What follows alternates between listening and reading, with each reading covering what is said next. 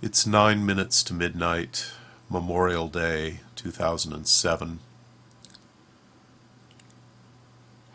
4 years into the Iraq War.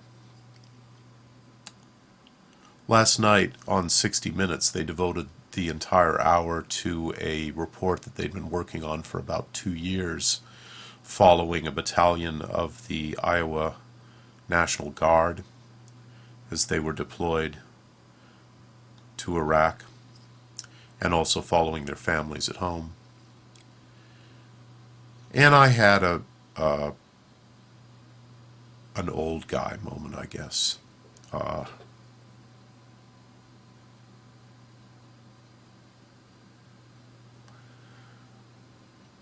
Where I just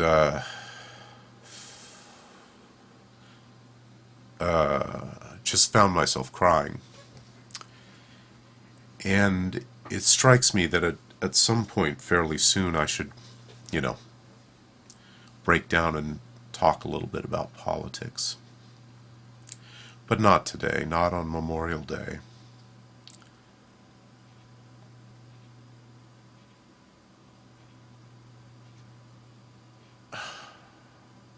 So today, I went to the Veterans Cemetery in Westwood to visit the graves of my grandfather and my father, neither of whom died in a war. My grandfather was born in Norway. His name was either Ludwig Bershue or Ludwig Saterstue. I've never been able to figure out. I never got the straight story, but when he came to Ellis Island it was changed. And he fought in World War I. And I used to have his Purple Heart medal, but I can't find it now. Now all I can find is his dog tags from World War I.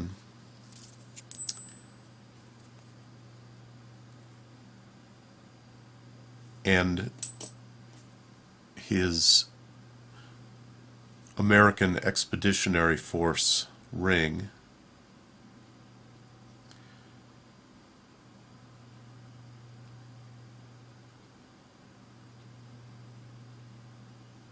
It's almost illegible now. It says AEF.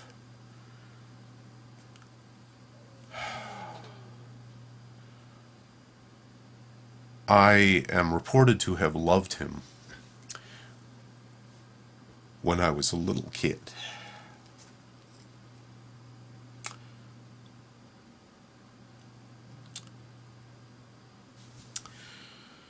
But I don't actually remember him because he died when I was 3 years old. My dad graduated from high school in 1934 at the height of the Great Depression, and although he was an excellent math and science student, he couldn't afford to go to college, so he joined the Navy and was a radio operator on the battleship California, which mostly stayed in port because this was the Depression and it was before the military-industrial complex, and the armed forces of the United States were not a big-ticket item at that time, certainly not compared to what they became. And he got out in 1938 and went straight into college and got I believe, a bachelor's in physics and a master's in math. And when World War II started, parenthetically, the battleship California was sunk at Pearl Harbor. So his timing was lucky. He did not fight in World War II. He was a physicist for the Navy, degaussing ships, trying to make them safe from magnetic mines.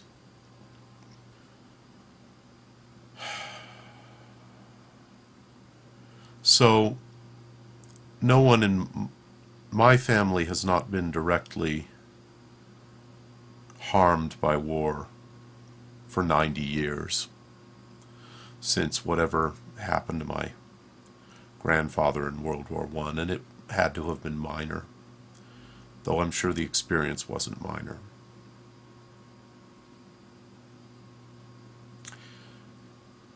Yeah, this is really not going to be a... Oh, shit, fuck. Well, I wanted to read a poem. The most famous poem of World War I.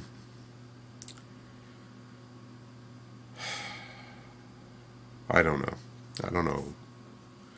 I don't know who it's appropriate to, or it just seems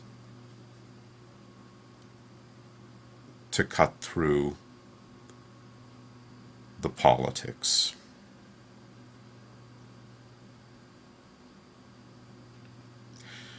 Bent double, like old beggars under sacks, knock-kneed, coughing like hags, we cursed through sludge, till on the haunting flares we turned our backs, and towards our distant rest began to trudge.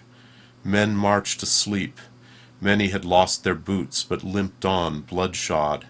All went lame, all blind, drunk with fatigue, deaf even to the hoots of tired, outstripped 5-9s that dropped behind. Gas! Gas! Quick, boys!